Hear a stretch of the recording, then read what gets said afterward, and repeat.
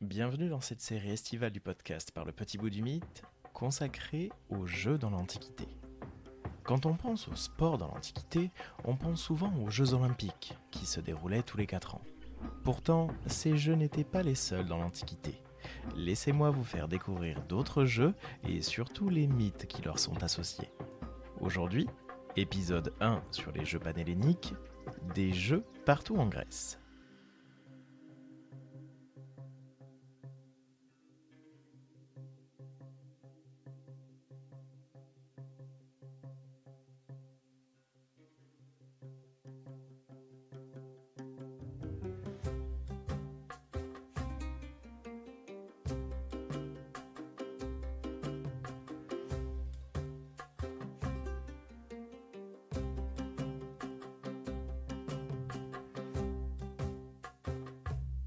Les Jeux Olympiques, que l'on connaît désormais bien, ne sont pas les seuls jeux auxquels les Grecs de l'Antiquité pouvaient participer. On appelle l'ensemble de ces compétitions sportives les Jeux panhelléniques, de pan qui signifie tout et hellénique, grec, donc des compétitions qui concernent tous les Grecs. Et encore, la traduction de jeu pose problème puisque le mot agone, agonès au pluriel, signifie plutôt l'assemblée, le concours et enfin le combat, donc une joute tant sportive qu'oratoire. Le mot jeu vient plutôt d'une traduction du mot latin ludi, qui reprend justement ce sens. Mais revenons aux compétitions que nous connaissons. Les jeux panhelléniques sont donc ceux qui rassemblent tous les Grecs.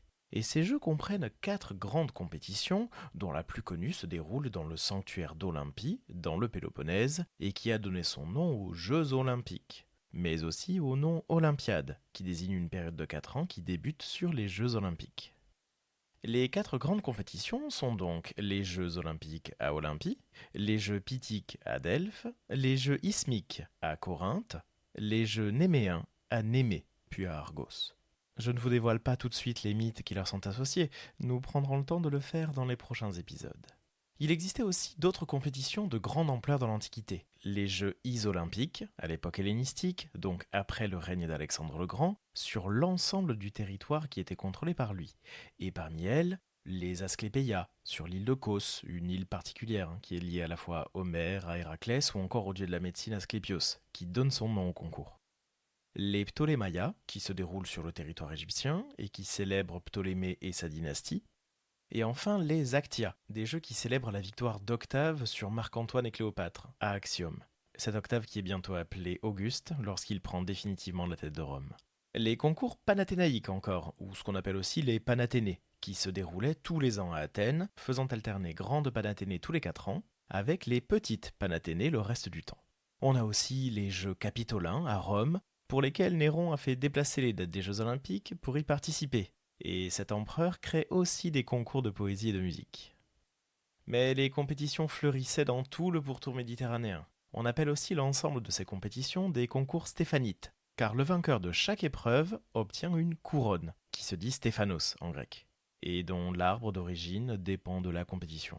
Les femmes pouvaient aussi participer à des concours qu'on nommait les Héraias, des jeux organisés en l'honneur de la déesse Héra, dont les premiers avaient lieu justement à Olympie, 2 semaines après les Jeux olympiques. Mais ils ont aussi eu lieu sur plusieurs îles et cités grecques. Au fil des années, depuis la fondation légendaire des Jeux olympiques en 776 de notre ère jusqu'à leur abandon officiel en 393 de notre ère, sous le règne de l'empereur romain Théodose Ier, leur format n'a cessé d'évoluer, et les athlètes ont été encensés par les cités et par les poètes. Parmi les poètes qui ont le plus chanté les Jeux, nous comptons les Grecs Pindare et Bakylide. Tous deux ont composé des éloges que nous avons conservés. Pindare particulièrement nous permet de connaître bon nombre d'éléments sur les compétitions antiques. Bakylide, quant à lui, n'est connu qu'à travers quelques fragments, parfois de plusieurs vers, parfois de quelques bribes de mots. Et vous me demandez bien, où est le mythe dans tout cela ? Eh bien, cet épisode n'est qu'une introduction à la série sur les jeux antiques. Permettez-moi tout de même d'utiliser les plus anciens jeux donnés dans la mythologie grecque. Les jeux funèbres donnés pour les funérailles de Patrocle, à la toute fin de l'Iliade d'Homère. Donc nous nous situons pendant la guerre de Troie, avant la prise de la ville. Le chant 23 se déroule en 2 temps. Tout d'abord les funérailles même de Patrocle, pendant lesquelles les rois prennent la parole, puis une suite de 8 épreuves. La course de chars, la plus longuement comptée, le pugilat, une sorte de boxe, la lutte, la course à pied, le combat en armes, le lancer de disque, le tir à l'arc et le lancer de javelot. En guise d'amuse-bouche, voici le récit fait du tir à l'arc, la plus précise des épreuves. Achille au tireur à l'arc offre du fer sombre. Il dépose pour eux 10 haches et 10 doubles haches. Ensuite, il dresse le mât d'une nef à proue d'azur, au loin, sur le sable. Il y attache par la patte, avec une cordelette, une colombe timide, et il les invite à tirer sur elle. Celui qui touchera la colombe timide enlèvera toutes les doubles haches et les emportera chez lui. Celui qui touchera la corde, en manquant l'oiseau, puisqu'il ne vaudra pas l'autre, emportera les haches. Il dit, et alors se lève la force de sire Teucros, et en même temps Mérion, noble écuyer d'Idoménée. Ils choisissent des sorts, qu'ensuite ils secouent dans un casque de bronze. Teucros est le premier que désigne le sort. Aussitôt, il lance sa flèche de toutes ses forces. Mais il n'a pas promis au patron des archers de lui offrir une insigne hécatombe d'agneau premier-né, et il manque l'oiseau. Apollon lui refuse le succès.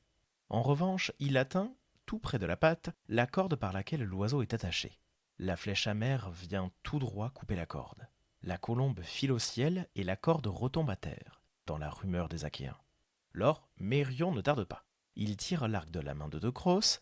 La flèche, il l'avait depuis un moment à la main, tandis que visait Teucros. Aussitôt à l'archer Apollon, il promet d'offrir une insigne hécatombe d'agneau premier-né. Très haut, sous les nuages, il voit la colombe timide. Il la frappe en train de tournoyer, sous l'aile, en plein corps.